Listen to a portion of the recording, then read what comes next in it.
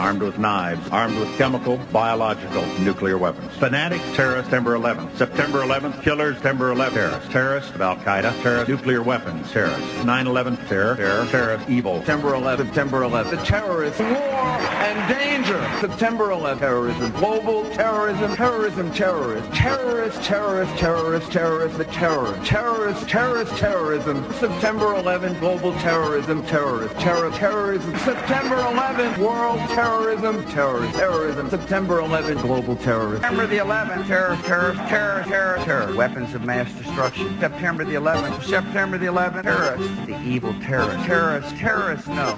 Terrorism. The words are hypnotically repeated. Terrorism, terrorist, terrorist threat, and of course, believed to be linked to Al-Qaeda. But it's the so-called war on terrorism that's in our faces practically 24/7 as the inescapable focus of our existence. One day, our grandchildren will look back on this time and ask, how was the war on terror won?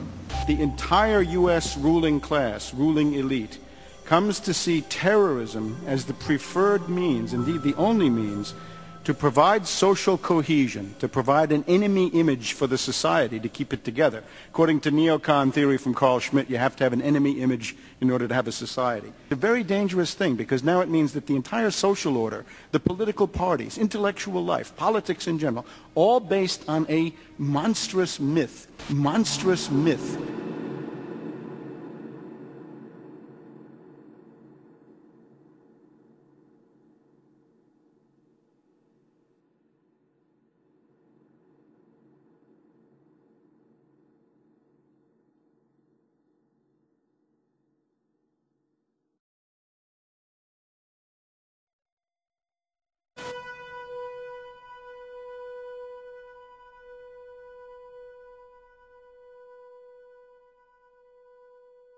Look, the CIA has done in this country, what they've done to us is unbelievable.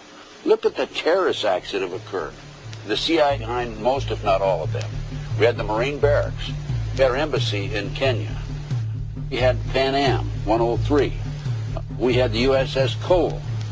We had Oklahoma City. We had the World Trade Center in 1993. That helped the terrorists blow up the World Trade Center the first time. They built the bomb. They got the driver's license. The informant, the FBI informant, a fellow named Salam, a 43-year-old former Egyptian army officer, he was given the assignment to put the bomb together. And he went to his supervisor, his FBI supervisor, and said, we're going to put a dummy bomb in here, right? And the FBI supervisor said, no, we're going to put a real bomb. The FBI actually carried out the attack on the World Trade Center in 1993. They actually hired Ahmad Salam and paid him $1 million and gave him real explosives, a detonator, and told him to build a bomb and to give it to the foolish people that he was controlling to allow them to attack the World Trade Center complex.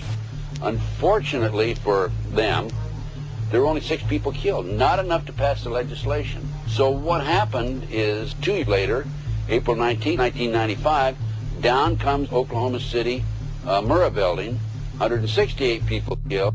1 year later, the anti-terrorism legislation that takes away any of our constitutional rights and civil liberties is passed.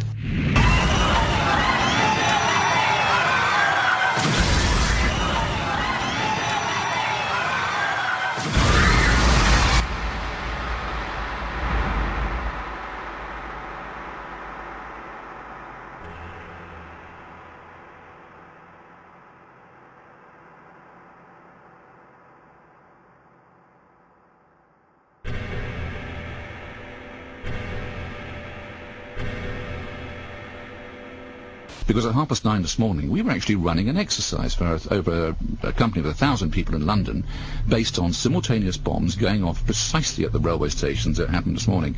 So I still have the hairs on the back of my legs standing upright. To get this quite straight, you were running an exercise to see how you would cope with this, and it happened while you were running the exercise? Precisely.